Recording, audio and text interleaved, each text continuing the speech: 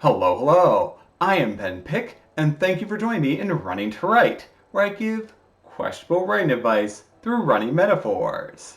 Mile 20 is when many runners face the wall. Their bodies have burned through the easily available sources of energy, and moving forward feels impossible. Be it running or writing, the urge to do nothing when faced with such a block may be too difficult to fight. Here are my 5 and 5 for things which will help you progress past your limits and things which will hold you in place. My 5 ways to keep moving begin with number 1. Do anything. One strategy to avoid hitting the wall during a race is to lower your burdens while still moving. This might consist of slowing your overall pace or taking a minute to walk every few miles. With writing, the positive momentum that you've built up through good habits can be undone if you take an extended period of time where you don't write. There have been times in my life where my creativity and energy to pursue my hobbies has been dulled, if not outright obliterated, thanks to repeatedly stressful weeks.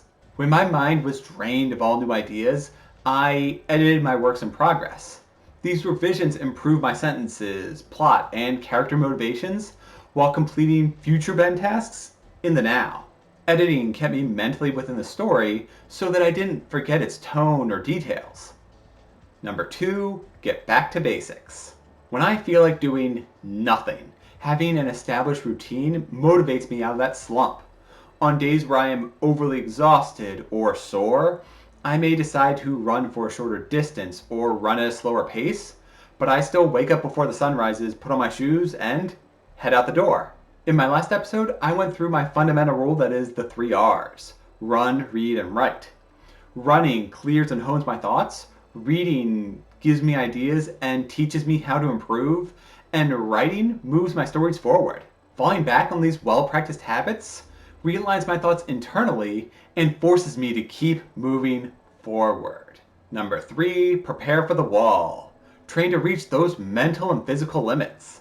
My long runs end on a large hill. On most days, I can push my way to the top. On bad days, though, I need to rest and walk. Still, having that one final obstacle after running for 10 plus miles teaches my legs and lungs to keep fighting until I get home.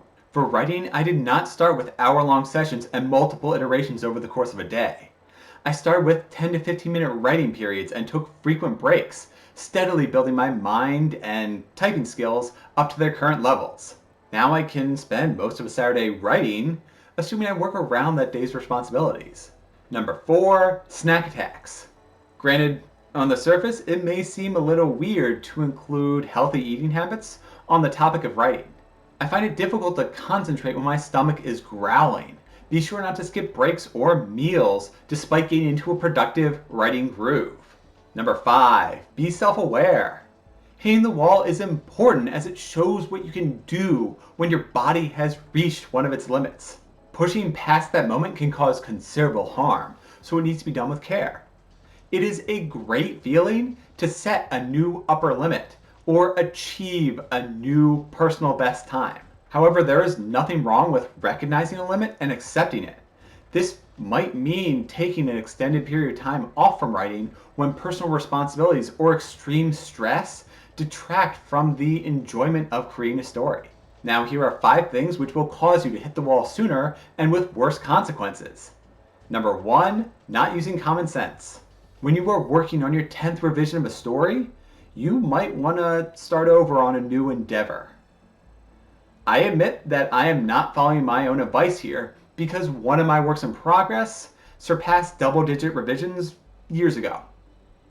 That story means a lot to me and improves exponentially with each revision, so I'm still going to keep going, and in doing so, I accept that I am not following common sense. However, by writing in this way, I recognize that I am inhibiting my skills as an author and crippling myself monetarily by not publishing anything over this decade-plus trial. Number 2, taking naps. I have had demoralizing weeks at work where after spending 2 hours in a car getting home, I have wanted to do nothing more than slip into bed and sleep until the weekend. That attitude isn't helpful. Some nights I allow my mental and physical exhaustion to dictate the evening by taking a nap rather than fighting a losing battle.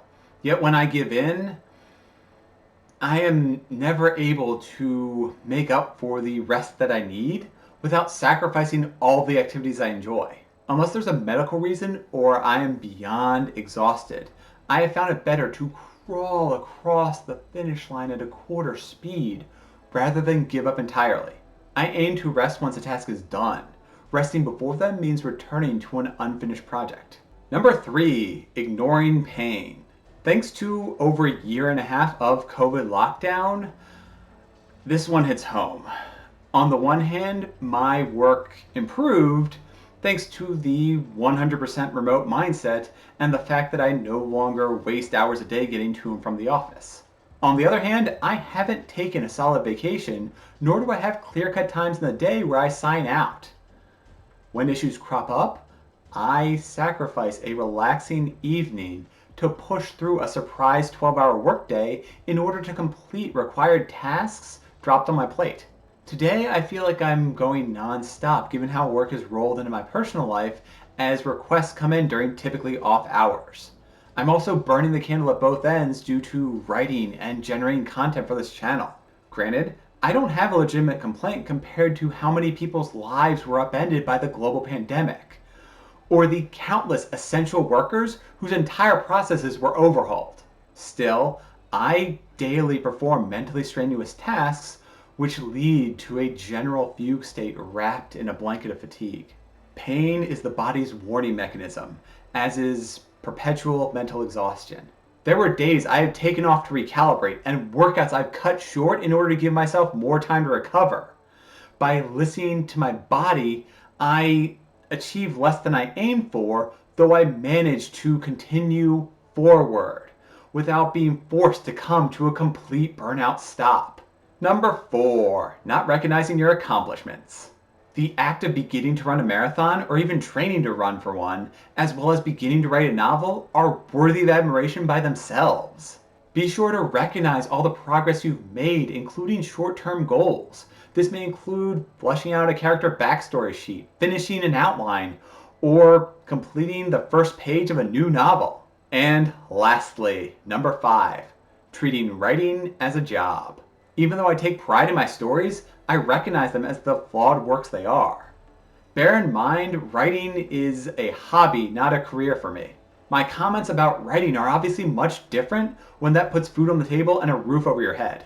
Then again, I am terrified that if writing becomes a job, I will lose the fun and satisfaction I feel when developing stories. That mentality might cause me to crash headlong into a writing wall, devoid of motivation and creativity. Some authors are happy to write to their final days, so much so that they plan for how another author can complete their work after they die. Robert Jordan cared so completely about his Wheel of Time series that when faced with his own demise, he created a blueprint to pass the torch to Brandon Sanderson. That devotion to his craft and the world he created is humbling to say the least. This will be an unpopular opinion, but I hope George R.R. Martin doesn't finish his Game of Thrones series. Since the lackluster conclusion to the HBO show, he has no reason to. I think he would hate dragging out his remaining days by writing to appease fans disappointed by the warped version of his vision. No written work could live up to the hype surrounding the series, especially since we already know how it was intended to end. Those are my 5 and 5 for staving off hitting the wall during a marathon-length endeavor. I am Ben Pick, and thanks for sticking through 20 episodes of Writing to Write. Let me know in the comments how you handle hitting your own walls and not wanting to write. If you enjoyed today's episode, then please give it a like and subscribe to the channel. Join the Writing to Write community on Facebook, Twitter, and all social media to share your thoughts. See you next time. Until then, get fired up and break through the mental wall.